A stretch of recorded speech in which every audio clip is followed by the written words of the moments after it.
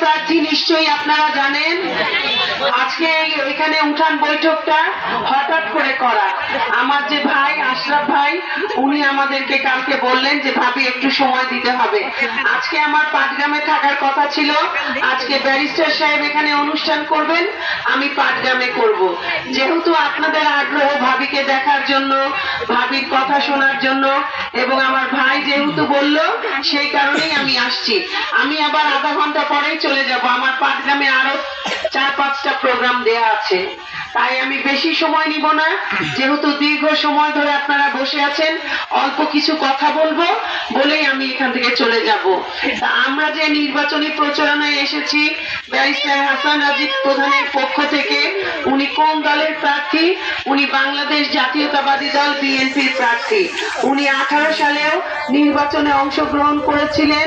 আমরা যারা বিএনপিকে ভালোবাসি, আমরা যারা বিএনপির পরিবার এবং যারা সাধারণ মানুষ, কেউ কিন্তু সেই সময় আমরা নির্বাচনে ভোট দিতে যেতে পারিনি। পেরেছিলাম? আল্লাহ পাক, আমি মনে করি আপনারা যারা বিএনপিকে ভালোবাসেন, যারা ব্যারিস্টার হাসান রাজীব প্রধানকে ভালোবাসেন, আল্লাহ পাক আপনাদেরকে একটা সুযোগ দিয়েছেন, ঠিক না? এই সুযোগটা আপনারা 12 ফেব্রুয়ারি নির্বাচনের দিন ভোট কেন্দ্রে গিয়ে আপনাদের মতটা প্রকাশ করে আসবেন।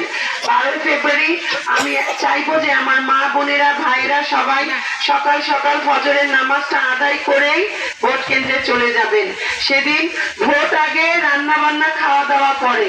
একদিন না হলে একবেলা একটু কম খাইলাম আমরা, অসুবিধা আছে? ভাইয়েরা কি, ভাবিরা যদি একটু কম রান্না করে অসুবিধা হবে? হবে না। প্রয়োজনে আমরা একটা তরকারি দিয়ে ভাত খাবো, কিন্তু আমরা ধানের শীষে ভোট দিয়ে ধানের শীষের যে প্রার্থী তাকে আমরা বিজয়ী করব। আজকে আপনাদের উপস্থিতি বলে দিচ্ছে যে আল্লাহর রহমতে আল্লাহ পাক ইনশাআল্লাহ আমাদের মনের আশা পূরণ করবে। আমরা সবাই বুঝতে পারছি ধানের শীষের জোয়ার উঠেছে, উঠেছে না? আল্লাহর রহমতে এবার কিন্তু ধানের ফলনটাও ভালো হয়েছে, হয়েছে না? আপনারা যারা মা বোনরা ধান উষা করেন, এবার পরিশ্রমটা একটু বেশি হয়েছে না?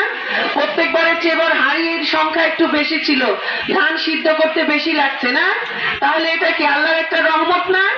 আল্লাহ পাক কি ইঙ্গিত দিচ্ছে, সেই ইঙ্গিতটা আমাদের বুঝতে হবে। আপনাদেরকেও ধানের শীষের পক্ষে থাকতে হবে।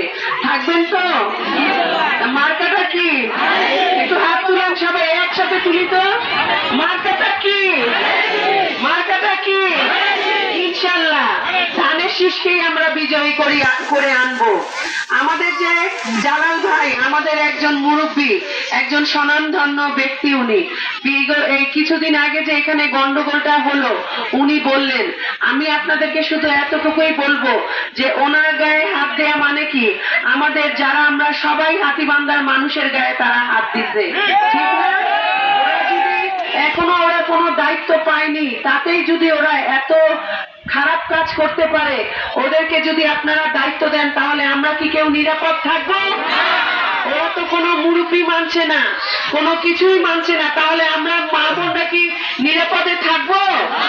আমাদের সাধারণ ভাইরা আপনারা কি নিরাপদে থাকবেন? আপনাদেরকেই এটার বিচার করতে হবে।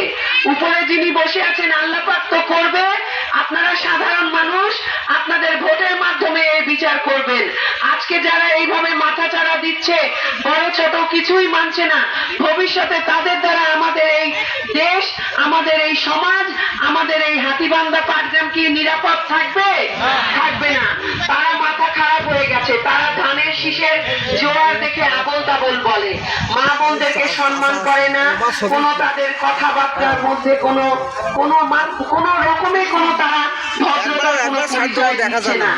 যা ইচ্ছা তাদের দলের যে একজন আমির, আমাদের দলের প্রধানকে জনাব তারেক রহমান সাহেব, উনি কি কোনো সময় কোনো মা বোনকে শ্রদ্ধা না করে কোনো অশ্রদ্ধেয় কোনো কথাবার্তা বলেছেন? কোনো অপমানজনক কথাবার্তা বলেছেন?